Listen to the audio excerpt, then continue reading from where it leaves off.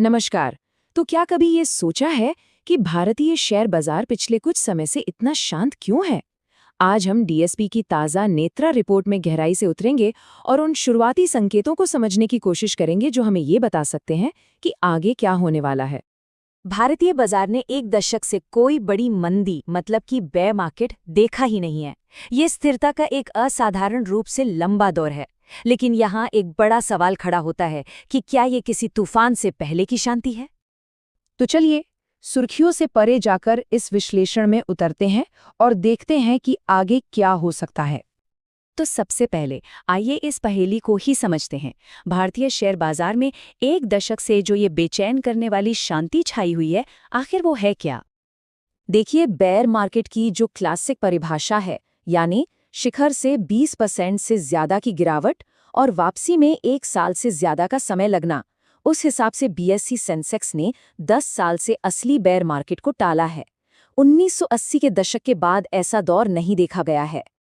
ये लंबी स्थिरता वाकई में देखने लायक है।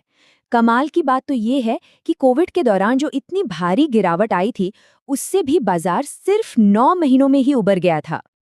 और ये शांति सिर्फ भारत तक ही सीमित नहीं है।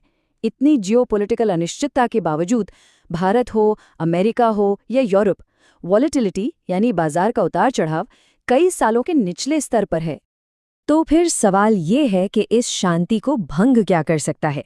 आइए कुछ बाहरी दबावों पर एक नज़र डालते हैं और शुरुआत करते हैं व्यापार शुल्कों यानी ट्रेड टैरिफ्स से। हाल ही में टैरिफ में हुए बदलावों ने 2025 के ऊंचे स्तरों से कुछ राहत तो दी है, लेकिन जो मुख्य दरें हैं वो अभी भी प्री ट्रंप दौर के स्तरों से काफ़ी ज़्यादा हैं।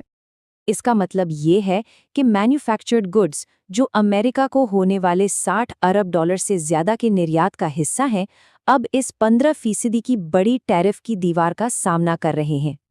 इस स्थिति से कंपनियों के मार्जिन पर दबाव पड़ सकता है और जब तक टैरिफ और सामान्य नहीं होते, तब तक निर्यात को अमेरिका से दूर दूसरी जगहों पर मोड़ने की नौबत भी आ सकती है।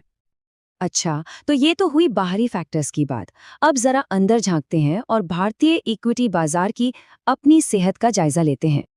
दूसरे उभरते बाजारों की तुलना में भारत का जो ऊंचा वैल्यूएशन प्रीमियम था, वो 2021-22 में लगभग 140% के शिखर पर पहुंचने के बाद अब काफी हद तक ठीक हो गया है। और ये सामान्यीकरण हुआ क्यों? इसका एक बड़ा कारण है चीन, ताइवान और ब्राजील जैसे बाजारों में मजबूत रिटर्न की तुलना में भारत का हालिया खराब प्रदर्शन। असल में 2025 में 24 उभरते बाजारों में भारत 5वां सबसे खराब प्रदर्शन करने वाला बाजार था। ये एक ऐसी बात है जिस पर ध्यान देना जरूरी है।